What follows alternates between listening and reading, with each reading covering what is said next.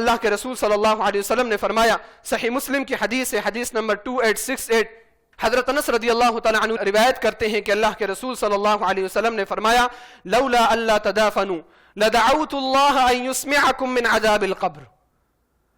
اگر مجھے اس بات کا خدشہ نہیں ہوتا کہ تم لوگ اپنے مردوں کو دفن کرنا بند کر دو گے، اپنے مردوں کو دفن کرنا چھوڑ دو گے، تو میں اللہ رب العالمین سے دعا کرتا کہ اللہ رب العالمین تمہیں قبر کی عذاب کی ایک بھنک سنا دے۔ قبر کیا،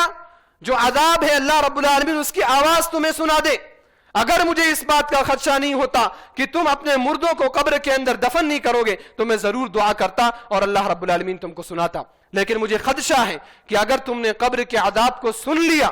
اس کو محسوس کر لیا، تو پھر کبھی بھی تم اپنے مردوں کو قبر کی کوٹری میں اکیلے چھوڑ کر کے نہیں آؤ گے، بلکہ تم دفنانا بند کر دو گے، اپنے مردوں کو اپنے گھروں میں رکھنا شروع کر دو گے۔ اس لیے میں نے اللہ رب العالمین سے یہ دعا تمہارے لیے نہیں کی۔ میرے بھائیوں اور دوستوں، میری ماں اور بہنوں، یہ جو قبر کے عذاب ہیں بہت سخت ہیں۔ اللہ کے رسول صلی اللہ علیہ وسلم خود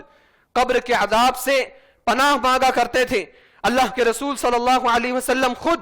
جب قبر کے عذاب کو یاد کرتے تھے، اللہ کے رسول صلی اللہ علیہ وسلم رو پڑتے تھے۔ سنن ابن ماجہ کی روایت ہے، حدیث نمبر 4195، شیخ البانی رحمہ اللہ نے اس حدیث کو حسن قرار دیا ہے۔ براء ابن عازب رضی اللہ تعالی عنہ فرماتے ہیں کہ ہم لوگ اللہ کے رسول صلی اللہ علیہ وسلم کے ساتھ ایک جنازے میں شریک تھے۔ اللہ کے رسول صلی اللہ علیہ وسلم قبر کے کنارے پر بیٹھ گئے، آپ علیہ السلام نے رونا شروع کیا، آپ اتنا روئے کہ آپ علیہ السلام کے آنسوؤں سے زمین تر ہو گئی۔ من الناس يومئذ ما لها من الناس يومئذ ما